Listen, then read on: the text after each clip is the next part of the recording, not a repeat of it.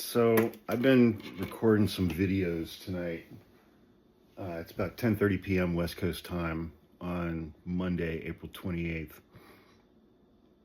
And I've just been thinking, because, we're coming up on 100 days. And several points. One, you got to ask the question, are you better off now than you were 100 days ago? That's the obvious one. I'm going to come back to that one. But it's like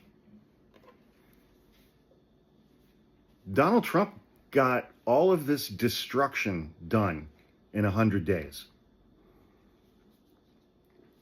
All of this destruction to our economy, the stock indexes, the bond market, rates are going up. I mean, I saw one real estate guy today basically saying, yeah, as much as I hate to say it, this is a terrible time to buy a house because the bond market rates, interest rates are going up. That means mortgage rates are going to go up. And he's like, we're going to have 10% mortgage rates by August, which sucks because I've been looking for a house. I want to get a cabin up in the mountains. And I'm going to wait, I guess. But, all the experts are saying that we're heading into, at best, a recession where we're going to have stagflation, which is a period where you have higher prices, inflation, but no growth. And, and those two things combine to drive interest rates even higher. And we had those towards the end of Jimmy Carter's presidency in the late 70s, right before Reagan was elected in 1980. And one report that I saw was like the governmental interest rate back then was 18%. You gonna go get a mortgage for 18% for 30 years? No, nobody's gonna fucking do that. And so he's destroyed our economy. He's trying as best as he can to destroy the global economy. He said today in the Atlantic, I run the country and the world. In 100 days, it's like I'm kind of just like,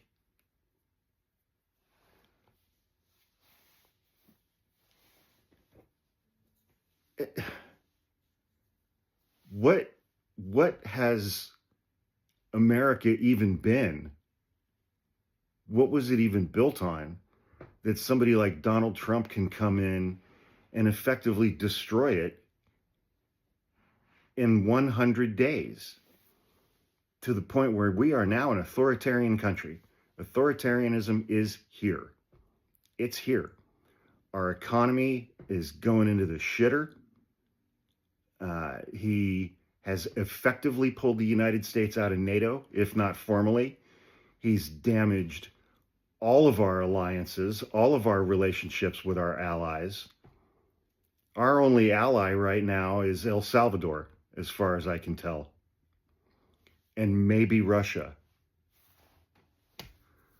He's completely abandoned Ukraine. Europe is moving forward without us. Canada, the population of Canada fucking hates us. And 3 months ago, the next prime minister was going to be Pierre Poilievre from the Conservative Party. He had it in the bag. And then Trump started his trade war. And tonight they elected the Liberal Party. I mean, they're very explicit with their labels up in Canada. You had the Conservative Party and the Liberal Party. And the Liberal Party won because of Trump. Because Pierre Poilievre's rhetoric was too close to Trump's.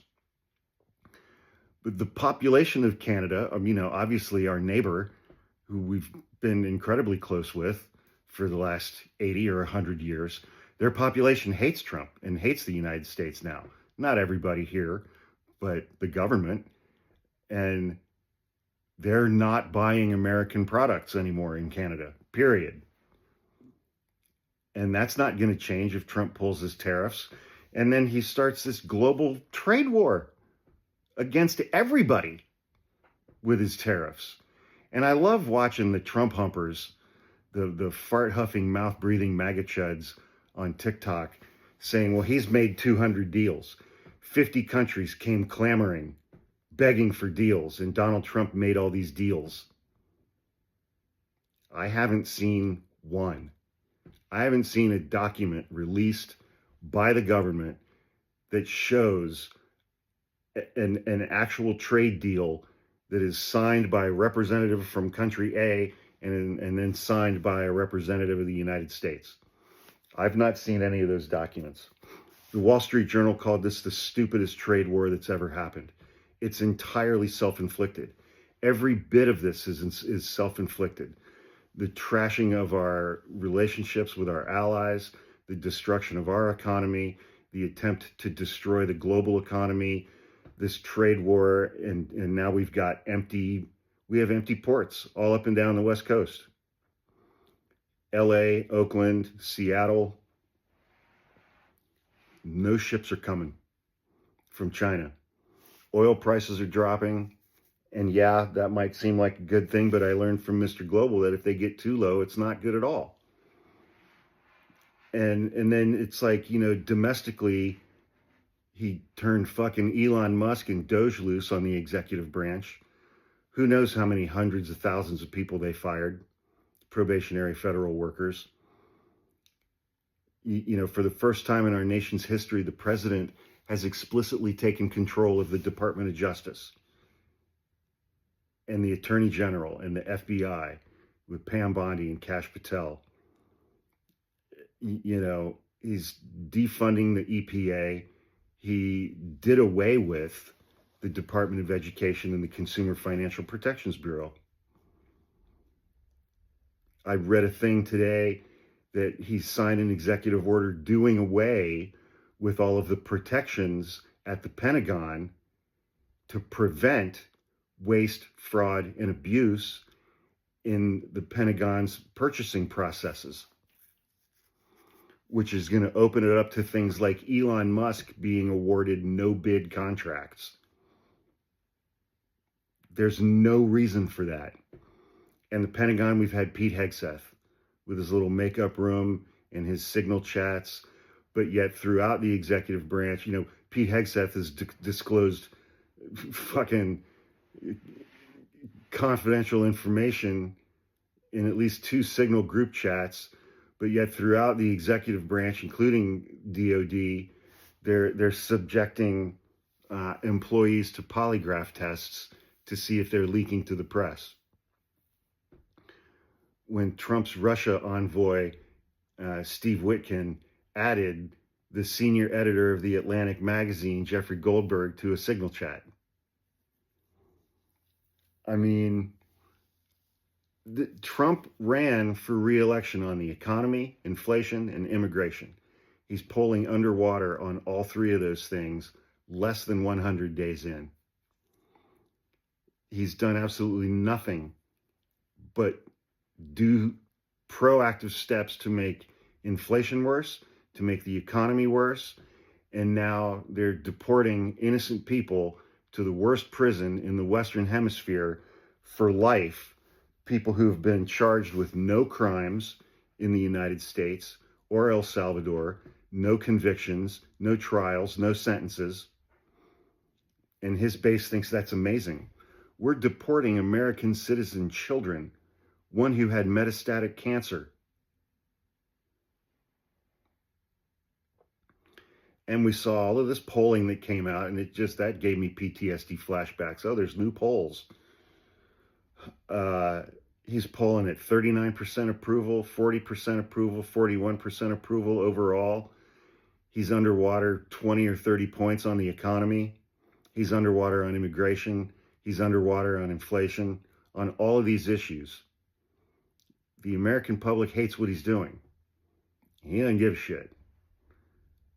And in fact, he wants to imprison the pollsters because they reported polling information that reflects negatively on him.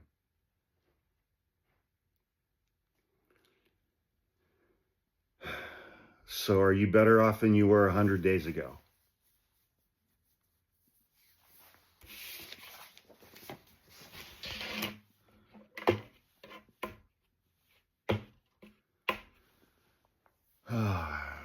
Again, this is not how I envision spending my mid-50s.